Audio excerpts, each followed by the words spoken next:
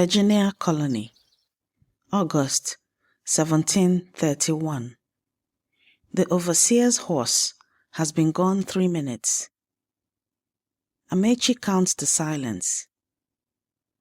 He moves alongside Obiechina's row, close enough to murmur, far enough to look like 2 men working. The overseer knows him as Thomas. In this row, between these leaves, he is Amechi. Tobacco leaves, thick and wavy.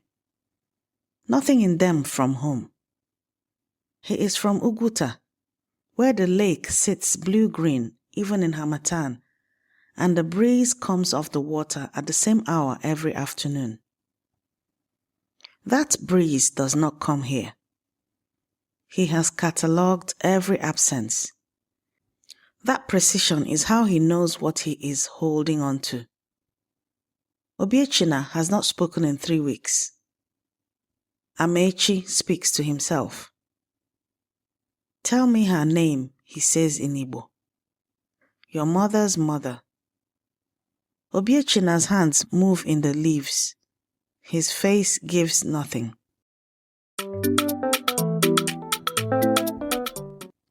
Ndewo. No. I am Yvonne Mbanefo, heritage futurist and daughter of the soil.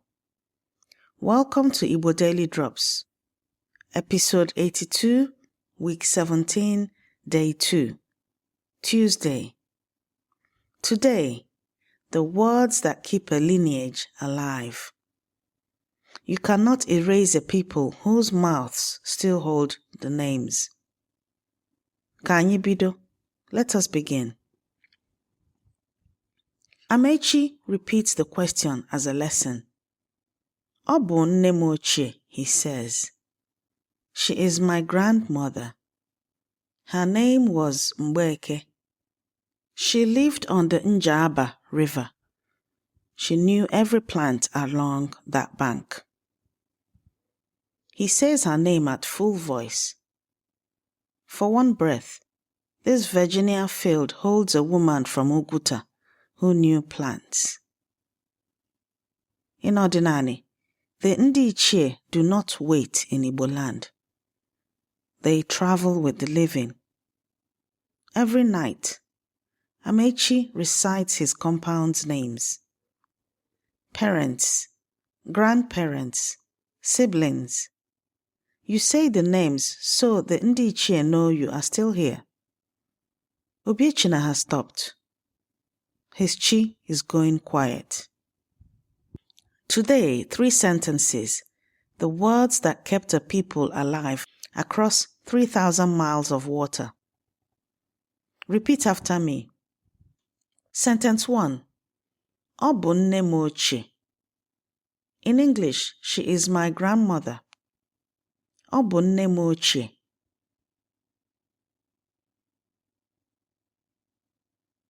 Ọ bụ nne m ochie. Ọ bụ nne m ochie. The word that proves she is still real. Sentence 2. Anyị na-echeta ha. In English, we remember them. Anyị na-echeta ha. Anyị na-echeta ha. Anyị na-echeta ha.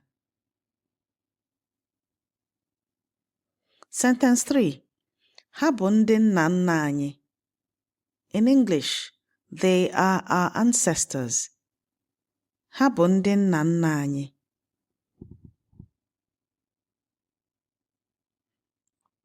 Ha bụ ndị nna nna anyị.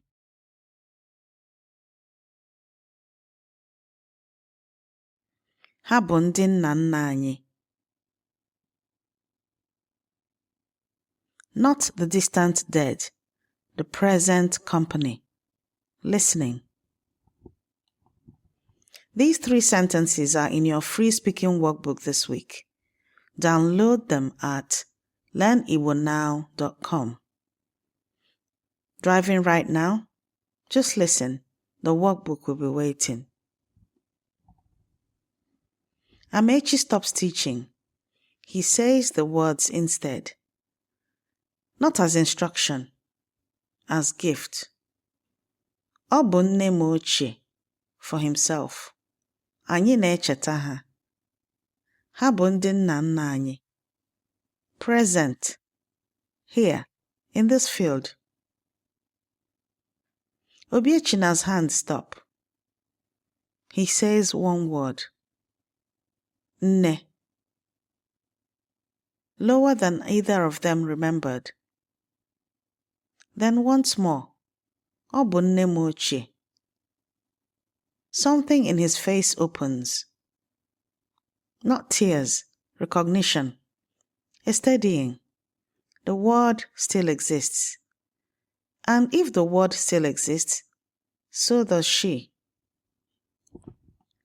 Obiechina did not know he was disappearing until someone from his own lake shore refused to let the names die. Onye agba nkịtị, chi ya agba nkịtị. Onye agba nkịtị, chi ya agba nkịtị. If one remains silent, their chi goes silent too. In ordinary, silence is not passive. It is a spiritual instruction your chi will follow. When I sat with this knowledge, I understood something it took centuries to name. In Igbo in the Atlantic World, Indiana University Press, 2016. Gwendolyn Midlo Hall traces Igbo clustering across the Americas, and Vincent Carretta shows Igbo identity held in language, not geography. The homeland was gone. The mouth was not. Patrick I.K. Umezi, Nnamdi Azikiwe University, Igbo Scholars International Journal, 2023. Igbo names are philosophical arguments, petitions to the Ichie at birth. The ancestors heard Obiechina's name. They were in that field waiting. Speaking is not survival instinct. It is cosmological infrastructure. To practice these sentences with other families, with your children, the Igbo village-speaking gym will soon be open. Before this day ends, say Anyị na-echeta ha aloud, looking at a photograph or thinking of someone who has gone. Not as practice, as a declaration. Onye agba nkịtị, chi ya agba nkịtị. Onye agba nkịtị, chi ya agba nkịtị. Your chi is listening. Every sentence you learn is a drop, and every drop feeds Oke Osimiri Mmụta Igbo, the ocean of Igbo knowledge. Grab your free-speaking workbook at learnigbonow.com. Rate us wherever you're listening. Your review is how another learner finds their way home. This has been your Igbo Daily Drop. Abụ nwanne gị nwaanyị Yvonne Choma Mbanefo. I am your sister Yvonne Choma Mbanefo. Ka ọ bụrụ na ị na-ekwu aha ha, ha na-anọ. May you speak their names and may they remain. Ka anyị hụ echi. Until we meet again tomorrow.